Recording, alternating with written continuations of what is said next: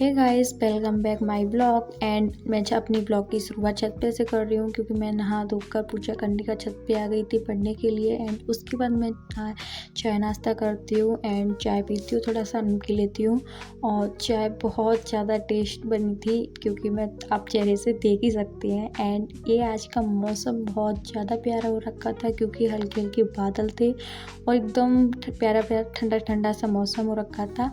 And ये मेरे घर के आसपास का व्यू है जो कि पीछे का है। मेरे को बहुत अच्छा लगता है ये वाला व्यू क्योंकि मुझे पेड़ बहुत अच्छे लगते हैं। सो यहाँ पे बहुत ठंडी ठंडी हवा चलती है।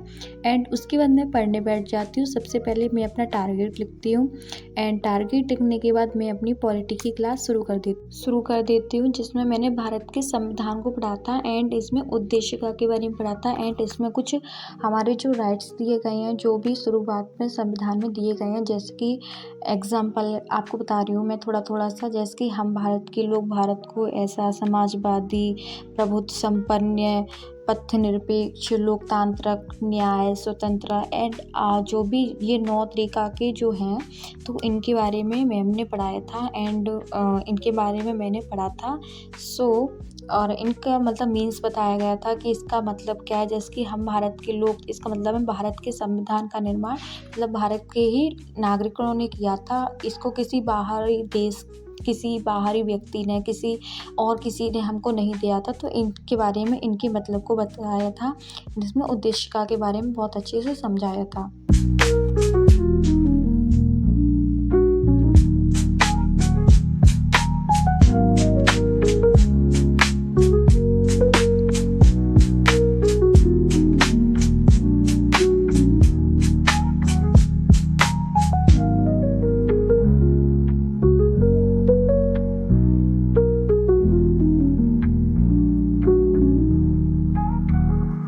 एंड उसके बाद मैं छोटा सा ब्रेक लेती हूँ और उसमें चाय और बिस्किट का नाश्ता करती हूँ।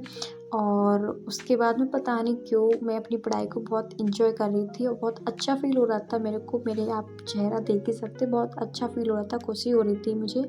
एंड उसके बाद में मैं अपनी हिस्ट्री के नोट्स का रिवीजन करने बैठ जाती हूँ।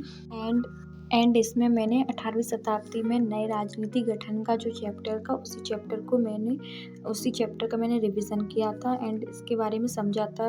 जैसे कि थोड़ा जैसे बताती हूँ, जैसे इसमें मुगल शासकों के बारे में बताया गया था, उनके पतन के बाद क्या हुआ था, क्या क्या प्रशासनिक कमजोरियाँ हुई थी। एंड इस चैप्टर में ये सारी चीज़ें थी। एंड उसके बाद मैं अपनी हिस्ट्री की एक बुक का चैप्टर को रीड करने बैठ जाती हूँ। एंड इस चैप्टर का नाम था प्रारंभिक कथन, कैसे, कब और कहाँ। तो ये बहुत